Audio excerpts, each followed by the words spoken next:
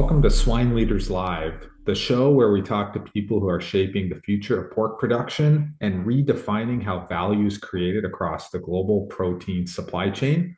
I'm your host, Jim Eadie, and today's guest is one of the most influential disruptors in modern meat distribution. I'm joined by Mike Salguero, founder and CEO of ButcherBox, a company that didn't just enter the meat space, they reinvented it. ButcherBox built a direct to consumer movement based on transparency, animal care, and they become a model for premium protein marketing, supply chain reinvention, and consumer trust. Welcome to the show, Mike. Thanks so much for having me. Great to be here. Yeah, I love what you guys are doing. We're going to start the show a little bit of host chat before we get to some questions. But what are consumers demanding now? So, Mike, you sit at the consumer end of the pork industry. In real time, you see what people are choosing, rejecting, and paying more for. What's the biggest shift you've seen this year, and what consumers want from pork? Well, I mean, for a number of years, pork has been increasingly consumers are looking for a crate-free product or a product that has some sort of humane standards. And I don't think that's going away. I think as a pork producer, you should look at the kind of the data, which would suggest that more and more people feel guilty about what they're eating and want to eat something more healthy. And the more that the pork industry can embrace that versus fighting that, I think the better. This year, in particular, on the pork side, uh, other than lots and lots of pork shoulders flying off the shelves, haven't really seen any large shift in consumer demand from what we've seen previously. So, based on current demand, Mike, do you think it's consumer led or driven by brands leading the narrative? I think it's consumer led. If you look demographically, Um, you go from baby boomers all the way to kids, like kids who aren't even making the purchasing decisions. Demographically, people who care about how the animal was treated, how the environment was treated, how the farmer was paid, all of these questions. Uh, a baby boomer doesn't really care. The younger that people are, the more that they care. And so, I mean, this is one of the reasons why ButcherBox has been so successful in our 10-year history because we work with animals raised better, antibiotic and hormone free, and crate free, and all of those things.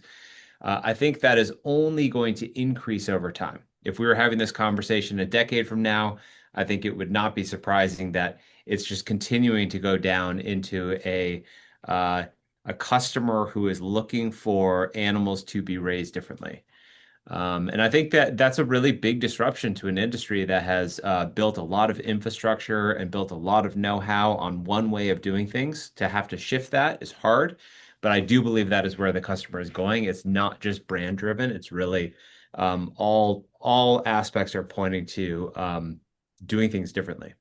Yeah, and it became kind of a trend 10 years ago, and then you guys capitalized on it in a great way. And it's all about, again, protein, how animals are raised, the whole package. What do you think producers may not be seeing yet that you're already responding to? Well, one of the most interesting things is there is now the ability to do lab testing and to test meat in a way that has not really been done before. And so we've been playing around with nutrient density studies, for example. So what is the nutrition profile of a piece of meat? And if you take a pork chop that is crate free, antibiotic and hormone free, humane certified, all those things, and you compare it to a pork chop that is conventionally raised, the nutrient profile is actually different. And I think if you think about it 10 years from now, that's going to be everything. It's going to be people are going to be talking about micronutrients rather than protein and calories and fat. It's going to be, well, how much of this type of micronutrient am I getting? And I see that as a really big shift in the market. And fortunately, at least for us, the way in which we have embraced raising pigs and the way our partners have embraced raising pigs seems to play very well with what will be the future of meat. Let's get to the interview, Mike. Let's talk about how ButcherBox got here, what your model means for the future of pork production. So, the big disruption. When you founded ButcherBox, did you see a broken system that you wanted to fix or an opportunity the rest of the meat industry was overlooking, Mike? So I got into the business because my wife and I were trying to eat cleaner diets.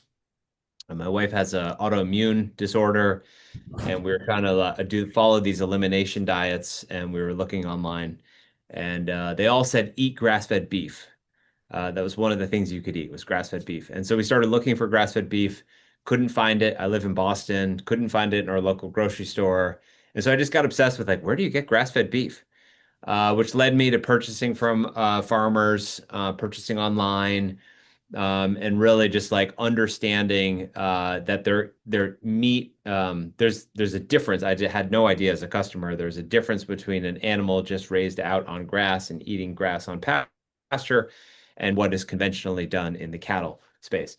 So I started with this idea of a hobby. That ButcherBox was supposed to be a hobby, and it was just going to provide people with beef every month. And then when we went out and talked to people, they were like, "That's too much beef." But I have the same problem with chicken. I have the same problem with pork. I want to eat animals raised better. I don't know how. If you added chicken and pork and seafood, then you'd have me as a subscriber. And so we started ButcherBox 10 years ago with a focus on beef, chicken, and pork. You would buy a box on a monthly basis. It was curated by us, so you would choose beef and chicken, and then we'd put in whatever we wanted to into that box and ship it to you. And that, by the way, was a very new model that had not been done in meat before. And it really resonated. It really worked. I think customers were looking for this type of product, didn't know where to go. Suddenly, we're on the scene, sending them a box. They don't have to worry about it. And we were able to grow quickly and efficiently. We never raised outside capital. So I put $10,000 into the business to start the business and haven't given it any more capital since. And yeah, we just celebrated our 10 years in business, which is a big milestone. We'll do about $600 million in revenue this year. And yeah, we really feel like the industry has done a really good job of supporting us and helping us to provide all this meat to many customers.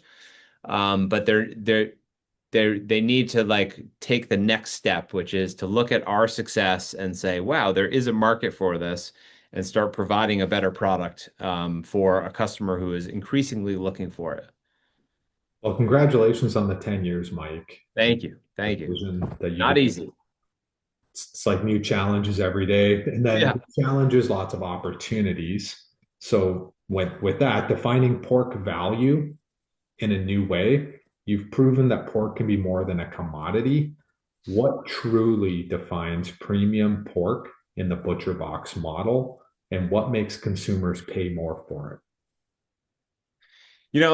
I had a very interesting conversation with a protein person, and when you talk to pork providers, one of the things pork providers talk about is pork, the other white meat. Maybe we went too far, both from raising the animals to be more lean, and then also from a hey, cook it until it's completely white.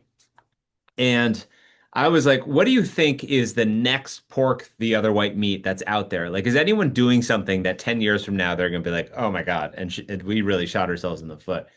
And he said chicken breasts, which I thought was interesting.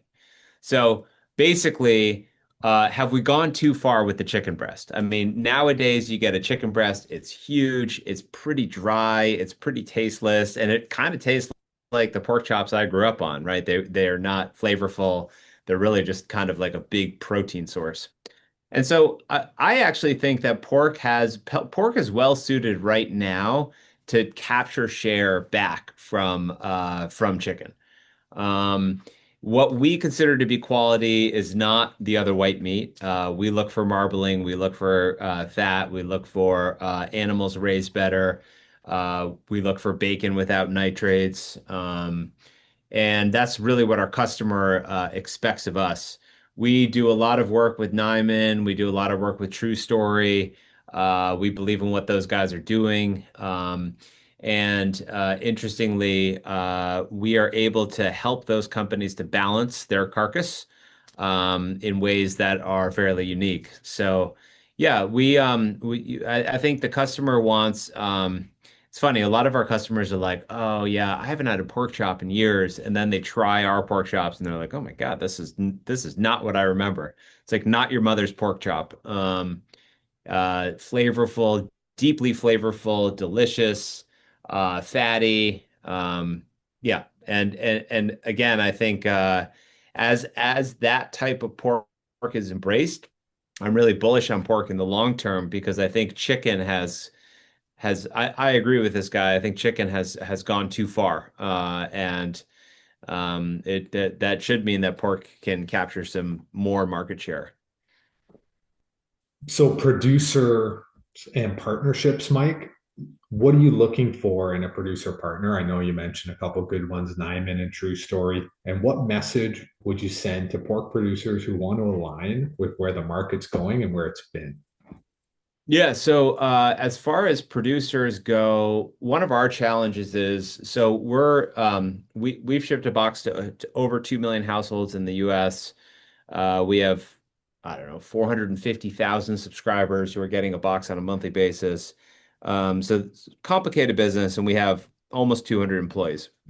Um, we pull, given the dynamics of pork, especially pork raised crate free, it's generally smaller farmers, it's generally, small family farms that are doing this. And so we rely on partners like True Story and like Nyman to do a lot of the heavy lifting, kind of the boots on the ground, making sure people are raising to a certain specification, making sure that the humane treatment is there, making sure that animals are being fed and being treated the way that their protocols demand. That's really helpful because if I had to take that over myself, like, whew, we'd have a lot more people on the ground and we'd be learning the hard way. And so when I look at pork, where you might be pulling like 30, 40 head per farm, on a week or a given month, like that would be very hard to replicate for us to replicate. So we prefer to work with partners who are going to help us do that. What was your second question? I forget your second question. So with producers, do you want to work with producers? Oh, how to align. Yeah. Yeah. Well, we've been proponents of I live in Massachusetts. There was Question 3 in Massachusetts. There was Prop 12 in California. And those two pieces of legislation where the residents of the state are saying, hey, when we get sold a piece of meat in the state, we want it to have crate free. Uh, that has been met with a lot of resistance from the pork producers. There have been multiple cases. One went to the Supreme Court. Now it's in the Farm Bill under the Eats Act, which has now been rebranded. Like there's a constant like trying to take that legislation away. And I recognize all the reasons why, or maybe not all, but I recognize some of the reasons why. Like, hey, we have all this infrastructure and we've been doing it this way, and like it's already hard to make money, and the compliance and like all of these things is an issue. But I think if the tide is going out and you're trying to fight against it, it's a pretty tough place to be. And I feel like this is an actual change that is happening. I think Massachusetts is just the tip of the spear of what is going to be coming down the pipe. And I feel like pork producers, instead of fighting against that, should try to embrace a program that looks more like pork raised crate free. What we've seen is better price stability for producers. They're not at the whim of the commodity market. And I think there's plenty of room for pork. I mean, if you look at the differential on a price per pound between pork or beef or pork and seafood or pork and chicken, there's plenty of room. And I feel like the producers can capture that if they focus more on quality rather than like pumping out as many pounds as humanly possible. So what about data and consumer insight, Mike? Like you have access to real-time purchasing and feedback from hundreds of thousands of customers. Yep. What are the top 1 to 2 trends or consumer signals that pork producers need to know right now to stay relevant? Yeah, so I think I don't want to be a broken record here, but I think that the high quality protein is becoming a bigger and bigger thing. So it really led by these GLP-1s, the Ozempics of the world that are, people are taking a shot on a weekly basis. They're not as hungry, they're not eating as much, they don't have enough room for as many calories. And so the first wave of GLP-1s, lots of people lost a lot of weight, but they lost a lot of muscle mass too, because the calories they were eating were not necessarily nutrient dense or protein filled. Now we're seeing a swing where protein is in everything. There's a bit of a protein craze in the United States right now, where even your popcorn has protein in it. And I think meat has this great ability of a message of like, hey, this is like actual protein. This isn't like sprayed on. This is real protein that you're eating.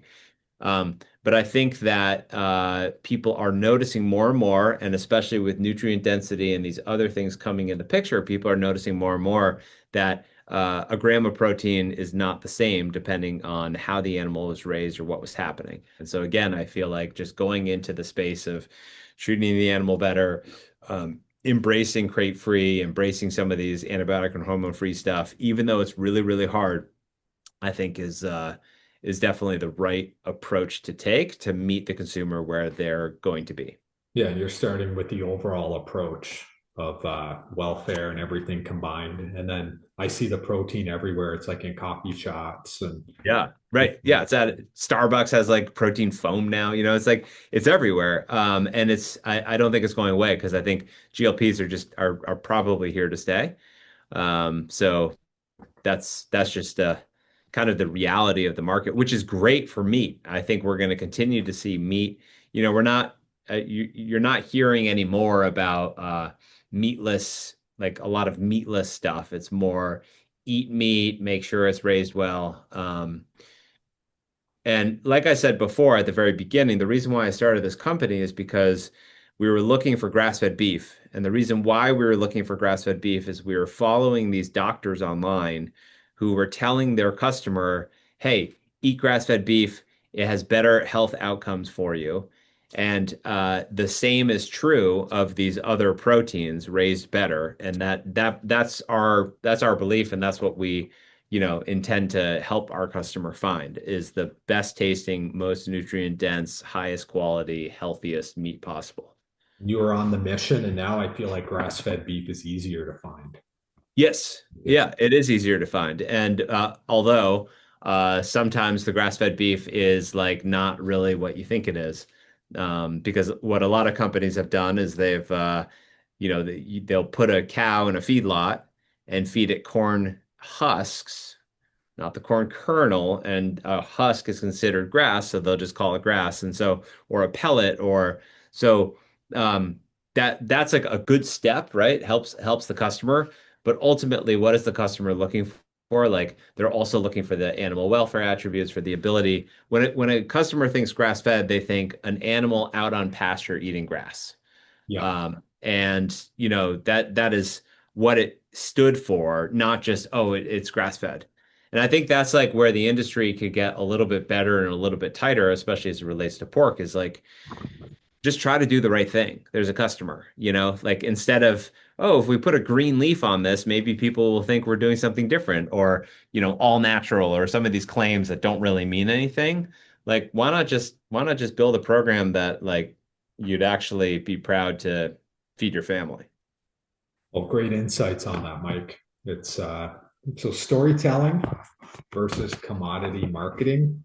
So you built a company on being different and your story. How powerful is storytelling in pork? And is it becoming just as important as genetics or housing strategy? I think if you're going to go direct to the customer, yes. So if you look at like the Nymans of the world who are, in restaurants and have built a brand for themselves, storytelling needs to happen. If you're selling into retail, I think you need to arm the retailer with ways to tell your story that they're excited about. So yeah, storytelling is a very big piece, and it's a big piece of what we do. We do both podcasts like this, as well as blog posting, as well as marketing. We're constantly trying to get our story out to help people make the right choice when it comes to their meat. So, with your vision and leadership, Mike, you scaled the startup into a national brand and then changed how an entire industry segment. What leadership principles got you there, and how do you stay ahead in an industry not used to change, like you mentioned before? Yeah, so on the how to stay ahead, I think I mean we've grown a very large company comparatively quickly in this space, and I think that has like captured people's attention. And then I'm willing to sit down with anyone and talk about what do we do, how do we do it, and really just like walk through why I believe that this is like not just a niche customer. This is actually a movement. This is like a change in the market because I think all the data is there to suggest that. So we've been able to grow and capture a market, and I think that has caused the industry to look at us and say like, oh, well, we'll work with them, or and we have no problem working with large producers as well, as long as they're willing to do the right thing. In some ways, that's like even an even bigger win for us because ultimately if we can help transform meat to be something a little bit better, that would be time well spent. And then as far as leadership goes, we built this thing. I had run a company before this for 8 years, and we raised a bunch of venture capital, and it didn't work out. And then I started this company and didn't raise any money. And it's been quite the ride. It's been a lot of fun. And I think it's really important for founders who are looking to start something, or even for producers who are waking up every day and trying to just do the job. It's really hard. It's really hard to like build a business and do all the things you're supposed to do. So what's important? One, I believe having a mission or a purpose that you believe in, really important. And that can mean a lot of things to a lot of people. I'm like, oh, I'd love to transform meat. For others, it's helping families or helping small producers or helping like whatever it is.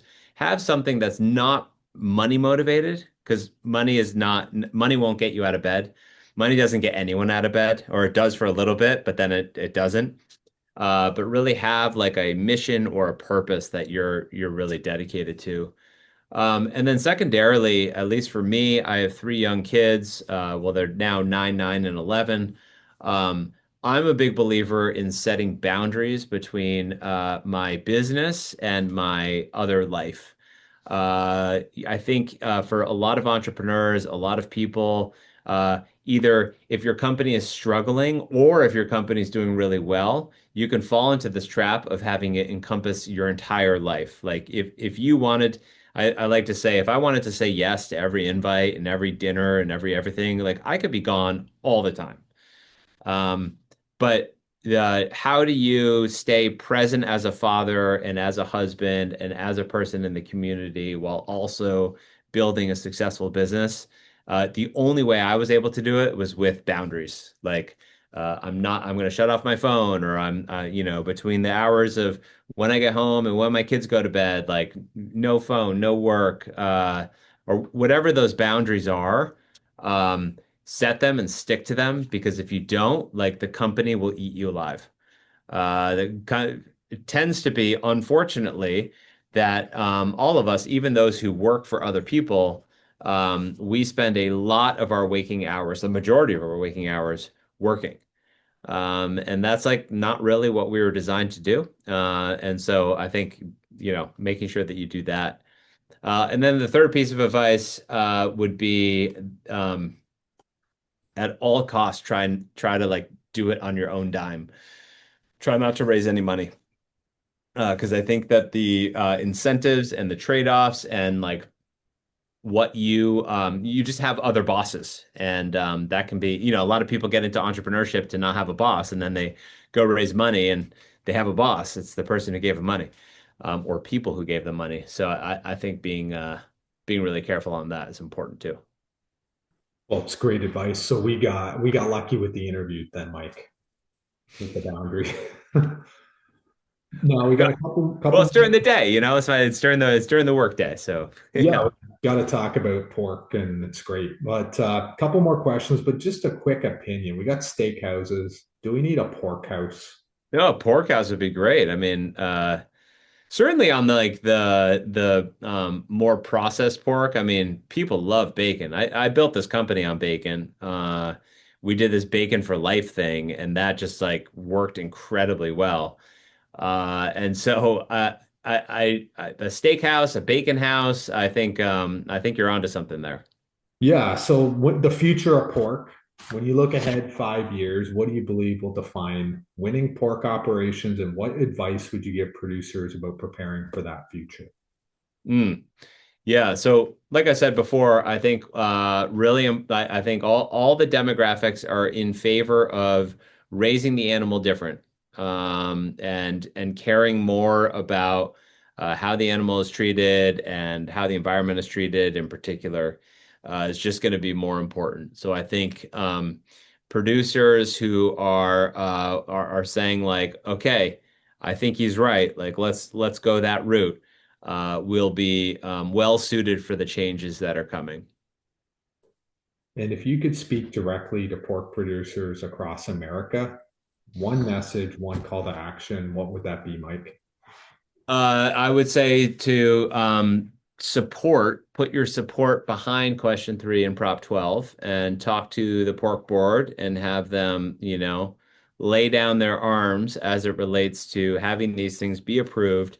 Uh, Two large states voted for it, and let's figure out ways to make it work rather than fighting against it. I too am worried about compliance, worried about, well, does every state get to then choose how their animals are raised and what does that mean? Like, I think that's a great question to solve as you get into it. But for the industry to come around and actually embrace crate free versus fighting against it would be a huge step in the right direction. Well, a great episode of Swine Leaders Live, exclusive interview with Mike Salguero, founder and CEO of ButcherBox. This was a CEOs of the Industry special edition. Thanks for joining us, Mike. Thank you for having me.